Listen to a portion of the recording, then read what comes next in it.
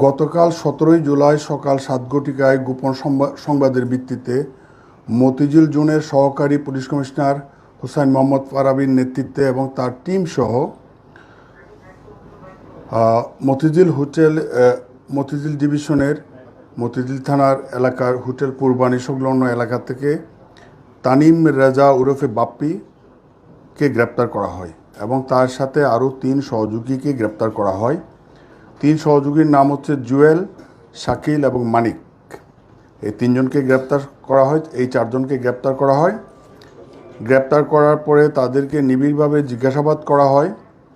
নিবিড়ভাবে জিজ্ঞাসাবাদ করার পরে তাদের আরেক সহযোগীর নাম তারা বলে, ওনার নাম হচ্ছে রাকিবুল ইসলাম ভূঁইয়া রিজন, বয়স 35।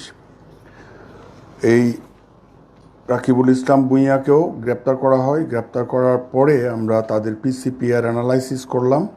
অ্যানালাইসিস করার পরে দেখা যায় যে গত বেশ কিছুদিন ধরে ঢাকা মেট্রোপলিটন পুলিশ এলাকার স্পেশালি মতিঝিল বিভাগে যে সমস্ত ঘটনাগুলি ঘটেছে, তোর মধ্যে বেশ কয়েকটা ঘটনা ঘটেছে। সেটা হচ্ছে সবুজবাগ থানায় একটা অ্যাটেম্প টু মার্ডার একটা মামলা হয়েছে সেইখানে, সেই সূত্রে, এবং একজন ব্যবসায়ী গত মে মাসে জনৈক ব্যবসায়ী, কমলাপুরের ব্যবসায়ী, ওনার নাম হচ্ছে মোহাম্মদ ইসমাইল, উনি গাড়ি ব্যবসা করেন, ওনার শপে শুটিং ইনসিডেন্ট ঘটায়, মানে গুলি করে চলে যায়। তো এই সামগ্রিকভাবে এই ঘটনাগুলি আমরা পর্যালোচনা করে সিদ্ধান্তে উপনীত হই যে এই চক্রটা এই ঘটনাগুলির সাথে ইনভলভ হওয়ার প্রেক্ষিতে তো আমরা তাদেরকে আমাদের টিম তাদেরকে জিজ্ঞাসাবাদ করার এক পর্যায়ে বাপ্পি এবং রিজন ওনারা স্বীকার করেন যে বাপ্পির অফিসে তাদের এই যে শুটিং ইনসিডেন্ট বা বিভিন্ন চাঁদাবাজির যে সমস্ত ঘটনাগুলি ঘটিয়েছে ওখানে তাদের অস্ত্র আছে, তাদের পূর্বে ইউজড অস্ত্রগুলি আছে। তো গতকালকে রাতে আমরা অপারেশন করি, আমাদের টিম অপারেশন করে ওখান থেকে বাপ্পির দেখানো মতে এবং রিজনের দেখানো মতে বাপ্পির অফিস থেকে আমরা উদ্ধার করি একটি বিদেশি রিভলভার, 2টা বিদেশি পিস্তল, 5 রাউন্ড রিভলভারের গুলি, 2 রাউন্ড পিস্তলের গুলি, একটি ইলেকট্রিক শটগান ও একটি বিদেশি কোরাল উদ্ধার করা হয়েছে। এই সংক্রান্তে বাপ্পি এবং এই রিজনের নামে মতিঝিল থানায় অস্ত্র আইনে মামলা রেকর্ড করা হয়েছে। পাশাপাশি আপনার গত মাসে একজনকে হত্যার চেষ্টা করা হয়েছিল হচ্ছে সবুজবাগ থানা এলাকাতে। এই ভিকটিমের নাম ছিল হচ্ছে আমিন আহমেদ মিটু, তার ঘাড় ভেঙে দেওয়া হয়েছিল। ওই মামলাতে 3 জনকে গ্রেপ্তার দেখানো হয়েছে। এই 3 জন যে পরে যাদেরকে গ্রেপ্তার করা হয়েছে ওনাদের নাম হচ্ছে জুয়েল, শাকিল এবং মানিক।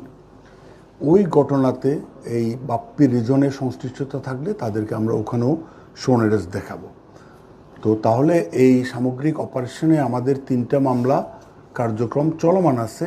3টা মামলার মধ্যে হচ্ছে আজকে একটা মামলা হয়েছে অস্ত্র আইনের, আর একটা মামলা রেকর্ড হয়েছে হচ্ছে অ্যাটেম্প টু মার্ডার, আর একটা মামলা হয়েছে চাঁদাবাজি মামলা, যেটা ব্যবসায়ীর দোকানে যে গুলি করেছিল।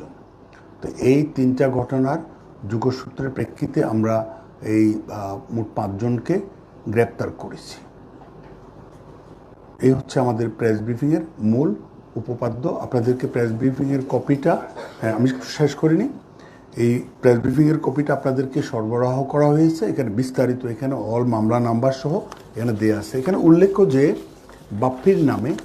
বাপ্পির নামে ইতিপূর্বে আমরা পিসিপিআর যাচাই করে যেটা পেলাম তার নামে 7টি মামলা আছে। 2016 সাল থেকে এই পর্যন্ত তার নামে 7টি মামলা আছে।